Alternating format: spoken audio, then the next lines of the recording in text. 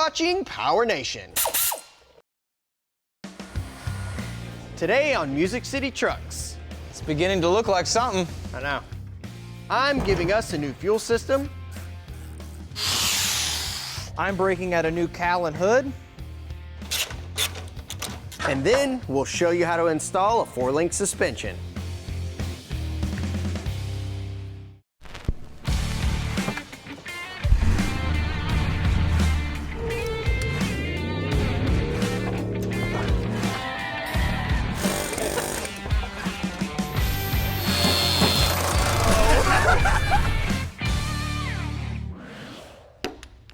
Hey everybody, welcome to Music City Trucks. You may recognize some of the parts laying around here. We've got all the 4-link, 14-bolt, and Kingpin Dana 60 that are going in our 1991 Suburban project that we're calling Unbreakable.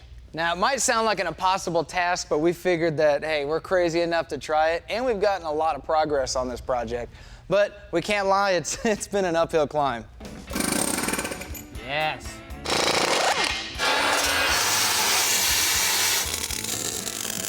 Oh, there we go. Oh, mine can't. Ow. Ow. No turning back now. I have no idea what I'm doing. You know, 1-tons, 4-link, and coilovers are awesome, but this rig would be all knees and elbows if it wasn't for our friends down at Engine Power. Let's just say I don't have to make engine noises anymore. You ready? I'm ready. You ready? Let's do it. The boys down in Engine Power whipped us up a 383 stroker small block Chevy that makes 490 horsepower and 492 pound-feet of torque.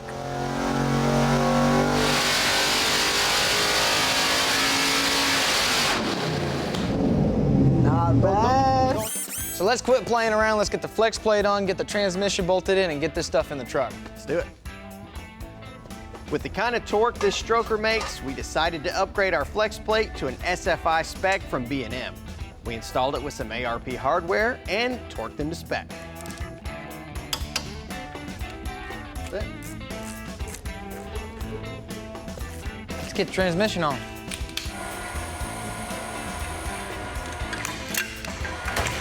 We're also using ARP Fasteners to attach the transmission to the block. Like it was meant to be. Maybe come down just a little bit. Speaking of the transmission, it's a Gearstar 4L80E, built to accept our 203 range box.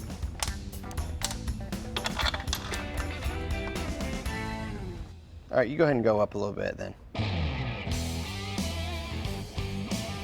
Just careful, hold on, let me back up. Right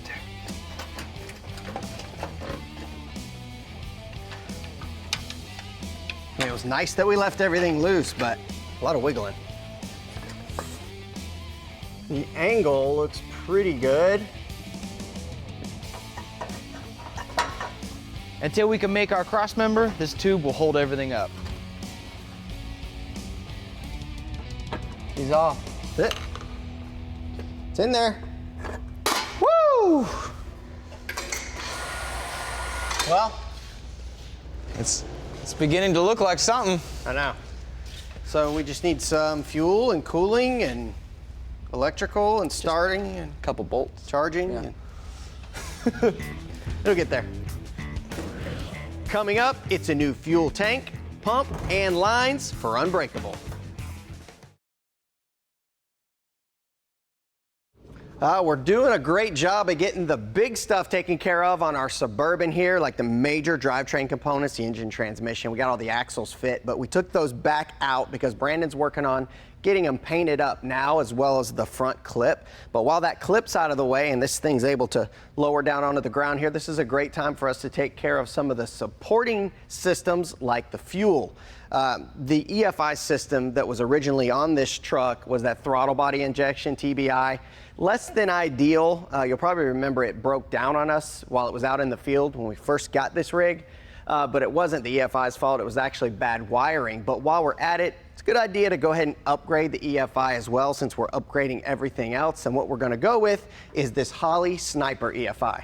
We went with the Super Sniper 650, which is capable of supporting up to 650 horsepower, whether you're talking about a boosted application or naturally aspirated like we're doing. The ECU is built in, that's what's here on the front, so it's a nice compact unit that's easy to install. They take a lot of the guesswork out, having the wires already terminated. With these pigtails here, you just need to plug in the harnesses. The main one is this power harness here. You only need to connect a few wires. It even has the relay built in and a power feed to your fuel pump, so that takes a lot of the guesswork out.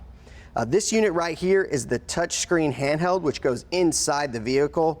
You can configure this to your application. You can do things like have your TAC up there if you want to monitor your air fuel or something like that. You can also do programming through this unit if you so desire. Although this is a self-tuning unit, you don't need to do that. The way it does its self-tuning is mainly with these two sensors here. We've got a coolant temp sensor and a wideband O2, and both of those need to be installed to get this unit to run properly.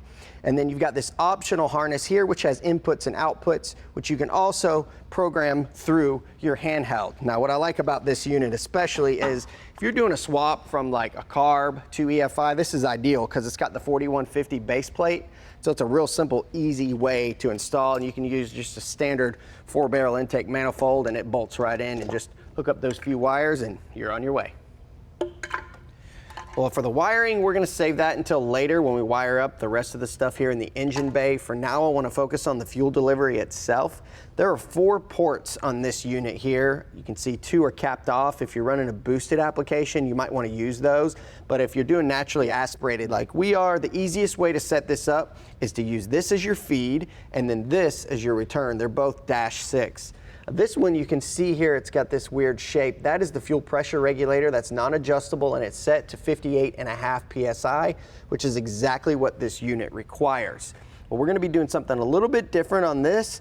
So we are going to deadhead into the feed here. So we are going to eliminate the return. We just need to cap that off and then we can move on to the rest of the fuel system. Now, to replace this fuel system on our Suburban front to back completely, we only need 3 part numbers. The Sniper EFI is number 1. Number 2 is going to be what's on the table right here, starting about right here down. It is the EFI conversion kit. It's actually made for 82 to 87 Jimmys and Blazers, but it also works on the square body Suburbans. Comes with the tank, of course, brand new straps to get it installed. And then in these 3 holes here, it's going to be a new filler neck, new sending unit, which we'll have to adjust, and same with the fuel pump assembly here, and it comes with this 255 liter per hour pump. That's going to be more than enough to feed our 383 stroker, and of course all the stuff to get that installed, including this rollover valve here. The last part number that you need would be this EFI delivery kit. It comes with this vapor guard hose, really all you need on something like this. The fittings, hose ends, and the clamps to clamp the hoses to those fittings, and even this filter that'll go somewhere in between the rear and the front before it gets to the engine. But the one thing that we opted for on our rig here is going to be this fancy little piece right here. It is a filter regulator assembly. It's really cool because the fuel that comes out of that fuel pump will go into the filter here, and then once it comes out of the filter, it'll go through this regulator that is non-adjustable and regulates the fuel pressure down to 58.5 PSI. Again, exactly what we need at the Sniper. And that 58.5 PSI will come right out of here, go toward the front of the vehicle. And then out of this port is the return back to the tank. That's nice for us because we can mount that here in the rear close to the tank, so we'll have a really short return and we'll only need to run 1 hose all the way the length of this big vehicle. So that's really nice. We just need to get the tank assembled with all of this stuff here, and we can get it hung, do some plumbing. The fuel level sender is first. Once we get it snugged down, we'll install the filler neck. Now the pump assembly can go in, making sure the ports are facing the direction we want them. We'll install the hoses and get the tank hung.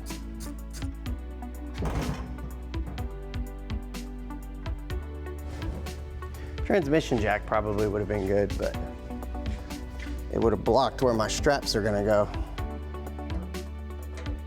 With the straps tight, we can move on to getting the filter regulator installed, which we're bolting directly to the frame. It's in there. Now we can plumb the feed and return lines. And finally, the supply line to that Sniper.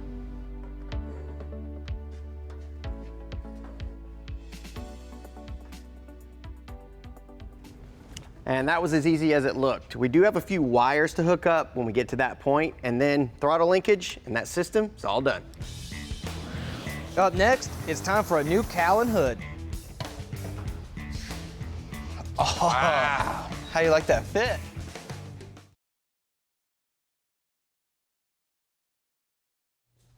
Well, I'm back at it again with some more paint work, this time on new sheet metal. I got a new wiper cowl and a brand new hood from Brothers Truck Parts. Now, I know some of y'all are a little intimidated by the aftermarket sheet metal world because, let's be honest, the fitment isn't that great, but the Brothers stuff actually fits really well. And it's gonna cut down a lot of prep time because this stuff comes E-coated. All you gotta do is red scuff pad it and you're ready to spray. All we're doing is knocking the initial shine off the coating and getting a little tooth for that paint to adhere. That's a good looking hood right there.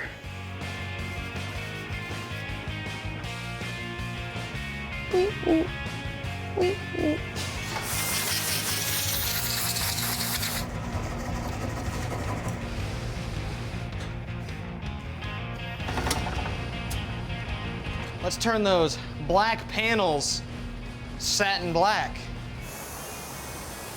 We're doing the front clip the same way we painted the body. 2 coats. First one wet, second one medium. And being a single stage, that's all it needs.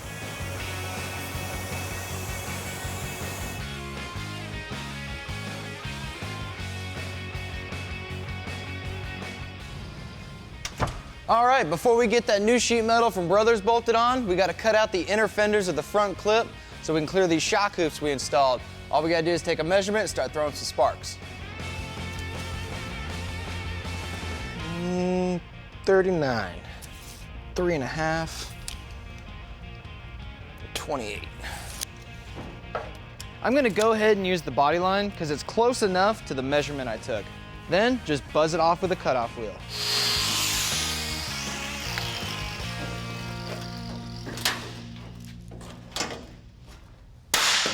All right, Frankie, thanks for helping me with this. Yeah, no problem, man. Try to get it on without scratching it, I guess. Yeah. So while Mark's out camping, I snagged Frankie from Engine Power to help put the front clip on. You got bolts for this, or? Yeah. We're putting it on the same way Mark and I took it off, with a chain and hoist. This time it's a little different because the goal is not to scratch the paint. Yeah, I cut that one off. Okay. Awesome. Thanks. No problem. If you could tell, aesthetics are not at the top of the list of priorities.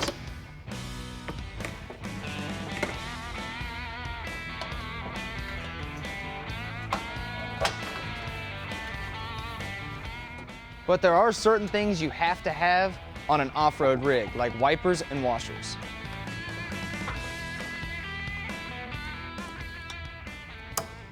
Well, now I got Jeremy helping me out putting the hood on. Well, when you come down and say you needed somebody a little bit taller to get the hood on here, I figured I'd come and help. The paint looks really good. Thank you. I like how you did that. I'm Come a big, down with it just a little bit. big fan of the flat black. It turned out amazing. Yeah. And this was vintage flats, right? Yep.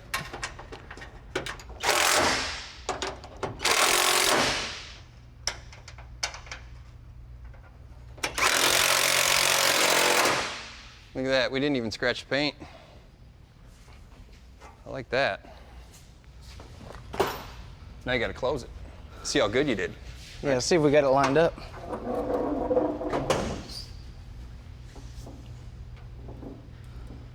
All right, come up. Do a little tweak in here. Yeah, just a little bit. I think we gotta come forward on my side. All right. Just a little bit as well.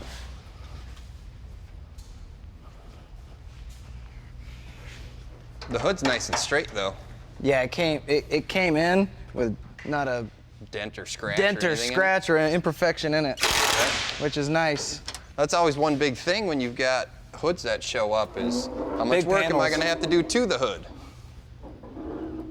Oh yeah, you got it now. Oh, Wow. how you like that fit? So where did the hood come from though? Brothers Truck Parts? Oh, we used all of their same stuff on our tow truck. We had Oh yeah, the floors and rockers and yeah, everything? we had the 77 tow truck, so we had both drivers and passenger floors, inner and outer rockers. We had a bunch of little patch panels, sail panels and stuff like that. Yeah. All their parts fit really, really well. Yeah, what we used is the new wiper cowl and this hood. And I mean, like, you can see the gaps and everything. Yeah, I can't believe how well the Literally, side I gaps just are. scuffed it and painted it. Shot it? Yeah. Yeah, it looks really, really good. Yeah, thank you. Matches the whole truck. I like it. Right. Well, do you need anything else? Because, you know, we always got stuff going on. That's the last of the heavy lifting for right now. Cool. Well, if you need anything else, call Jimmy next, because I'll be busy. All right. Well, we've gone this far, so we might as well wrap up the rest of the exterior trim.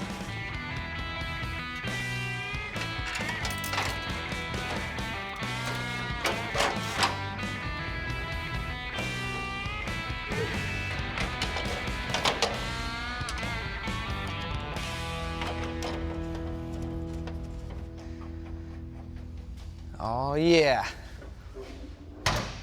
Well, starting to look like a truck. Now we need to make it sit like a truck, and that's exactly what we're about to do. Coming up, the front suspension is finally taking shape.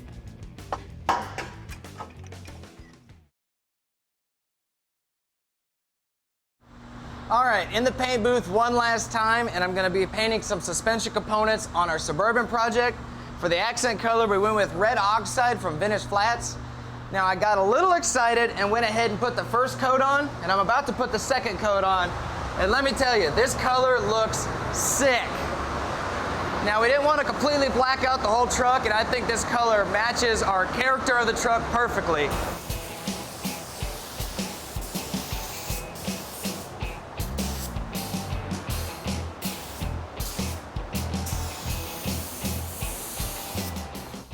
We're making some pretty good headway here on our Suburban. Brandon did a great job getting a bunch of stuff painted up. Since he's finished with that, figured I could come out of hiding and help him get the axle and suspension up under this rig for the final time. Here you go, bud. Thanks. We gotta go right here first. In the front first. We've got all of our links set at the proper length, so all we need to do is get them in here without scratching them.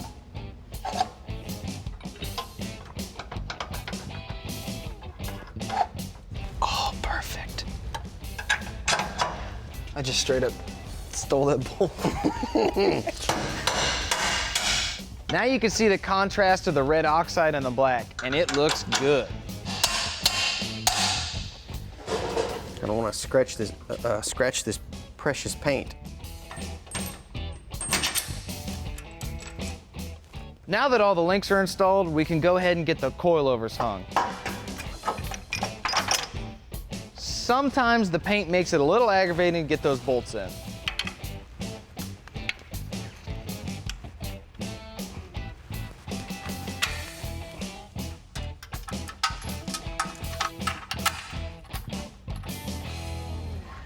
Now we haven't talked about the steering since I called out Mark for putting the steering arm on the wrong knuckle, which is an honest mistake because the factory one goes on the driver's side knuckle with a small drag link, and it's actually a push-pull style steering, which binds up off-road, which is not what we want. So we're gonna be converting it over to a crossover steering. What that means is the steering box is on the driver's side, the drag link crosses over the axle to the passenger side. And that's gonna keep all the range of motion while we're inside an obstacle, and all the geometry stays happy because of how much we lifted the truck. Right, so we only need a few pieces other than that arm that's on the correct knuckle now. And one of those is that long drag link that crosses over. And then this particular Pitman arm, both of which we got from ORD. And then the rest, well, it's just OEM style stuff. There's a couple of specific parts you need though. This is a steering box for a 91 Suburban like ours, except this is for two-wheel drive because of the style steering it is. We have to have that style. The four-wheel drive one just won't work. The other thing we did was we got brand new tie rod ends, outer left and right, as well as an adjuster here. And those are actually for the Dana 60 for that K30 that axle came out of. We got all of that stuff from rockauto.com. So now all we need to do is get the steering box installed and then we can get the rest on there. We got the wrench. Let's see. The biggest difference between the two-wheel drive and four-wheel drive steering box is that the two-wheel drive is a swing style and the four-wheel drive is a push-pull, which won't work with our crossover steering.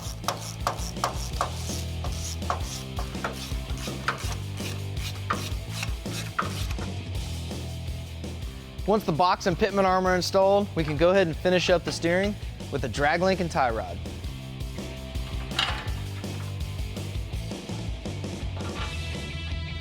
Oh yeah. Now I know we've seen this thing on the ground before, but now it's got the front clip on it and all the weight of the transmission and the engine and all in there. It's sitting where it's supposed to be, and I love how it looks, especially with the links all painted up under there. Now I'm 6'4", and but this thing doesn't lie. And it says that we are 33 inches from the ground at the rocker. Dude, those are big boy numbers. I know. If this isn't the most menacing 4-link coilover, 1-ton swap Suburban in the world, I don't know what is. I mean, it sounds like a micro record, but I'll take it either way, because it is extreme. I love it with the black and all the links under there. They're like, I'm ready to party. Dude, and speaking of partying, next time, we take this out to party. Yeah, it just needs a couple things. Yeah, like cup holders. I was thinking like the bumpers and the winch. Rear cup holders too. Okay, yeah, I'm down for the cup holders. If you'd like to know more about our Suburban, go to PowerNationTV.com and check out Unbreakable's project page. We have current build status, before and after pics, links to parts used, and all the episodes are right there on one page.